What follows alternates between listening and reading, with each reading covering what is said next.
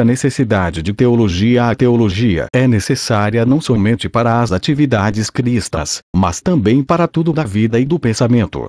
Visto que Deus é tanto máximo quanto onipotente, Ele tem o direito e a capacidade de dirigir todos os aspectos das nossas vidas. A teologia procura entender e sistematizar sua revelação verbal, e é autorizada até onde ela reflete o ensino da Escritura. A necessidade de teologia é uma questão da necessidade de comunicação de Deus. Visto que este é o seu universo, a fonte derradeira da informação e interpretação de tudo da vida e do pensamento é a revelação divina. E, visto que é preciso ouvir de Deus, a teologia é necessária.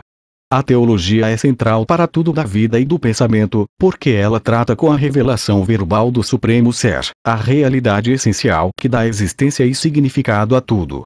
Por exemplo, a ignorância de teorias musicais não tem relevância direta para com a habilidade de alguém mexer com álgebra ou raciocinar sobre assuntos morais. Contudo, a ignorância com respeito à revelação divina afeta tudo da vida e do pensamento, desde a visão de alguém da história e da filosofia, até a interpretação da música e literatura, e o entendimento de matemática e da física.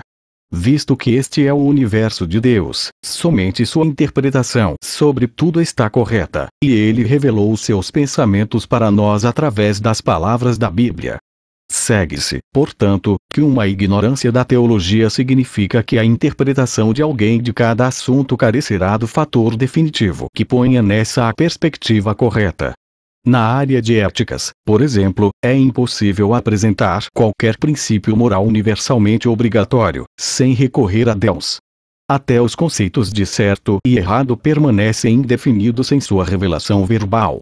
E, visto que a Bíblia é a única revelação divina objetiva e pública, o único modo de se recorrer à autoridade de Deus é apelando à Bíblia. Uma das maiores razões para se estudar teologia é o valor intrínseco do conhecimento sobre Deus. Cada outra categoria de conhecimento é um meio para um fim, mas o conhecimento de Deus é um fim digno em si mesmo.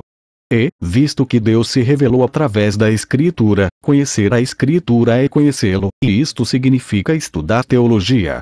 Sucumbindo ao espírito anti-intelectual desta geração, alguns crentes distinguem entre conhecer a Deus e conhecer sobre Deus. Se conhecer sobre ele se refere ao estudo formal da teologia, então, para eles, alguém pode saber muito sobre Deus sem conhecê-lo, e alguém pode conhecer a Deus sem conhecer muito sobre ele. Um conhecimento teológico de uma pessoa é desproporcional a quão bem ela conhece a Deus. Mas, se é possível conhecer a Deus sem conhecer muito sobre ele, o que significa conhecer a ele? Se conhecer a Deus significar ter companheirismo com Ele, então, isso envolve comunhão, que, consequentemente, requer a troca de pensamento e conteúdo intelectual, dessa forma, trazendo de volta ao conceito de conhecimento sobre algo. Uma pessoa não pode se comunicar com outra sem trocar informação na forma de proposições, ou de uma maneira na qual a informação conduzida seja redutível a proposições. Como alguém conhece a Deus, senão através de conhecer sobre Ele?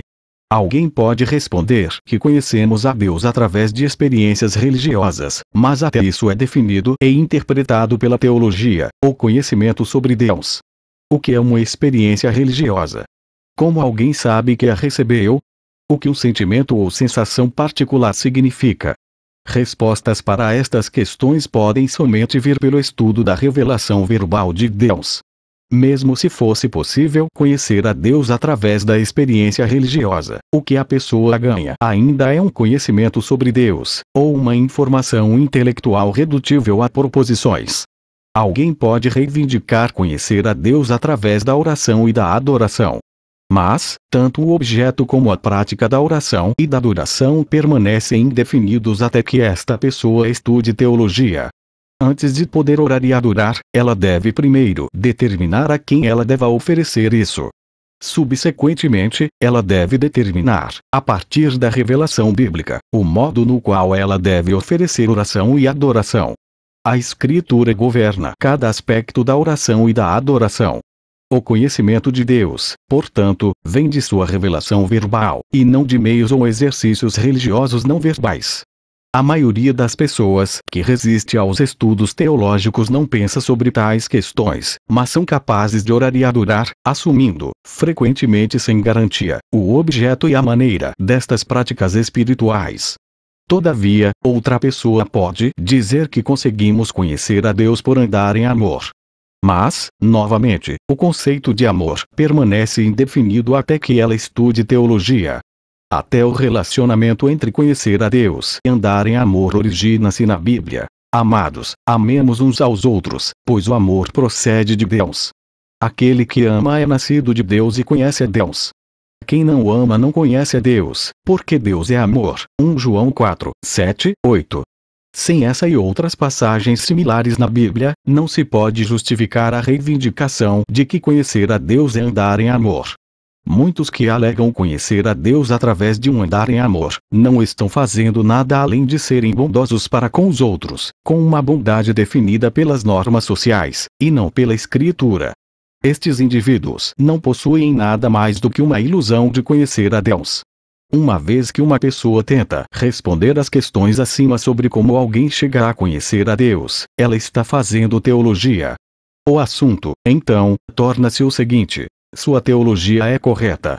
Portanto, teologia é inevitável.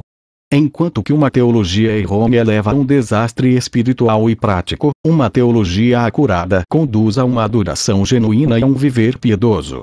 Um slogan que reflete a atitude anti-intelectual de muitos cristãos diz: "Dê-me Jesus, não exegese".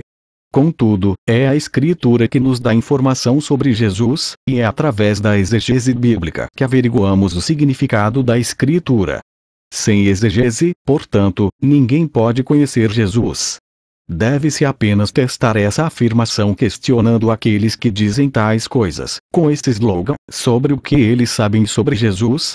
Na maioria das vezes, sua versão de Jesus não se parece, nem remotamente, com o relato bíblico. Isto significa que eles não o conhecem de forma alguma, sem falar de outros tópicos teológicos importantes, tais como infalibilidade bíblica, eleição divina e governo de igreja. O que temos de dizer é: dê-me Jesus através da exegese. O repúdio à teologia é também uma recusa de conhecer a Deus por meio do modo por ele prescrito. O conhecimento da Escritura, conhecer sobre Deus ou estudar teologia, deve estar acima de tudo da vida e pensamento humano. A teologia define e dá significado a tudo que alguém possa pensar ou fazer. Ela está acima de todas as outras necessidades. Lucas 10:42. Nenhuma outra tarefa ou disciplina se aproxima dela em significância. Portanto, o estudo da teologia é a atividade humana mais importante,